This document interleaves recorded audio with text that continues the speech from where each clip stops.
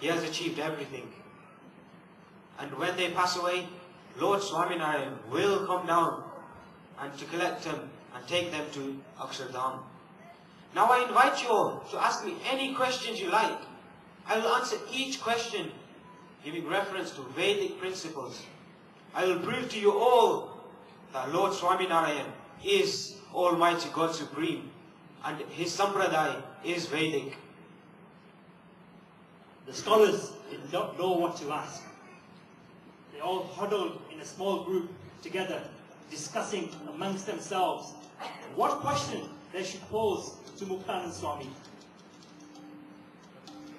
All 5 of the scholars decided which question they should pose, and then Narupanth Nana was the first scholar responsible for posing the first question to Muktanand Swami.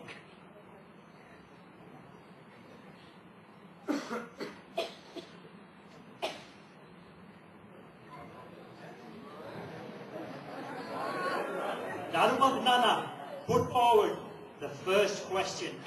Muktanand Swami, how can one achieve moksha in this Kali-yuga that we live in? It was a firm question, but Muktanand Swami was ever ready. Instead of directly answering the question posed by Narupanth Nana, he forwarded and put forward a further question to the scholars. This was a cunning plan by Muktanand Swami. It allowed him to understand the thoughts of the scholars without having to answer the question first. He then said to the scholars, Well, scholars, how do you think one can achieve moksha in this Kali-yuga? Please, tell me. The scholars now recognized that Muktanand Swami was sharp and one a step ahead of them. The scholars, Narupanth Nana, then gave their answer. In Kali-yuga, we understand that one attains moksha by simply chanting the name of God. On hearing this, Muktanand Swami began to laugh, and then went on to answer the question.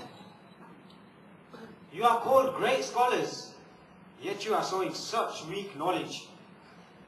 How can one attain moksha by just chanting the name of God? One must recognize and understand the greatness of God. Without this, moksha is impossible. If it is possible to achieve moksha by chanting God's name, then surely a parrot who is repeatedly taught to say the words Ram, Ram, Ram should achieve moksha. Does this happen? Of course not. But according to you, it should. How many references to Shastras shall I give you?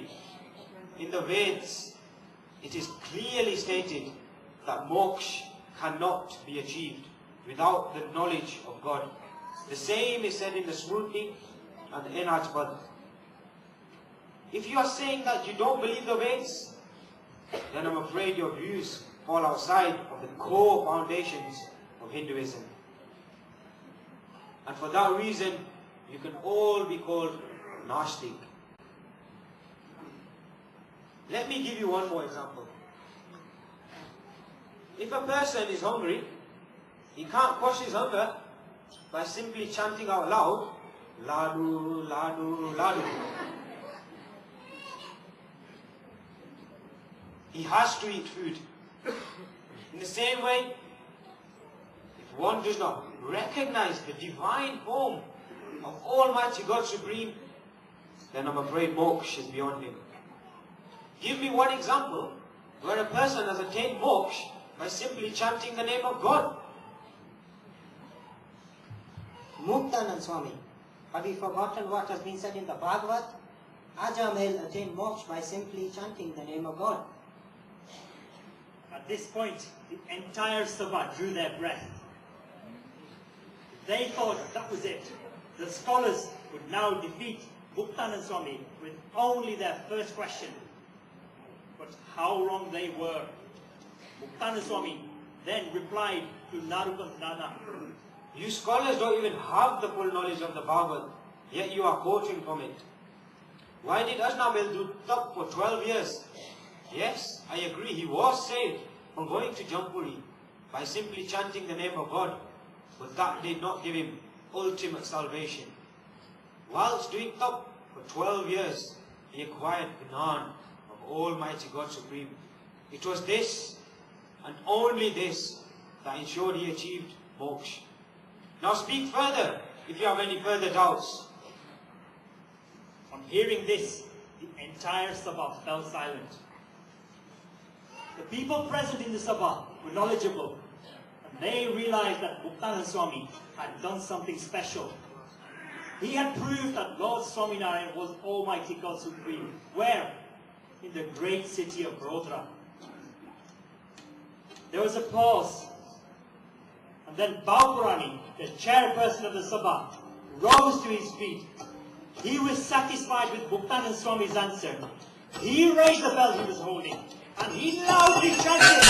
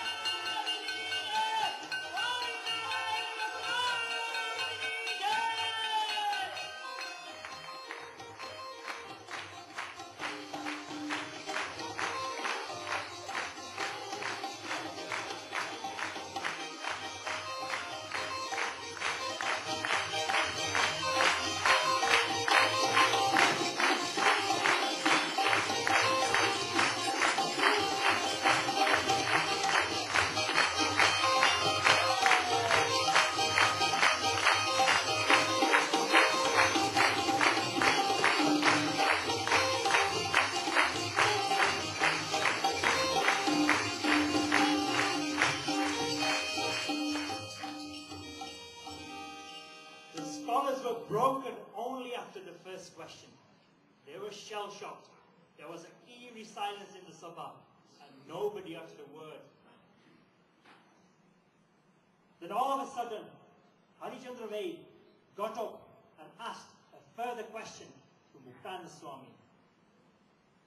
Swami, it's possible to believe that moksha can be attained only by having Jnana of Almighty God Supreme. However, the Shastras say that God does not take avatar in this Kali Yuga. What do you say to this, Muktanand Swami? Muktanand Swami listened to the question put to him and then replied, I thought Vadodara was a city of great scholars. What have you been doing over so many years? Have you studied or just wasted your time here in Vadodara? Scholars of your reputation should not be asking such weak questions. Where do you want me to start? In the Mahabharata, God himself said to Markandeya Muni that I will take birth on earth whenever evil prevails. In the Bhagavad Gita, Lord Krishna said this very same thing. Lord Krishna said to Arjuna that when dharma collapses, I will take avatar on earth to protect all my followers. In the Bhagavad, Ved Vyas himself has said that I always take avatar on earth when evil prevails and show my divine form to Satsangis for the benefit of their souls. How can you say that God does not take avatar in Kali Yuga? How many more references do you want? Have you not studied the Shastras? I do not make the above statements by mere reference to Shastras, but I speak from personal experience. Having spent several years living alongside Almighty God Supreme, Lord Swaminarayan. Now scholars, speak up if you have any further doubts. On hearing this, Chandra Vaid fell to the feet of Muktanand Swami and stated that to this date, they all thought that Almighty God Supreme would not take avatar in Kali Yuga. They accepted everything that Muktanand Swami had said. Chandra Vaid then said to Muktanand Swami, Muktanand Swami, I announce before this great Dharma Sabha that Lord Swaminarayan and his Sampraday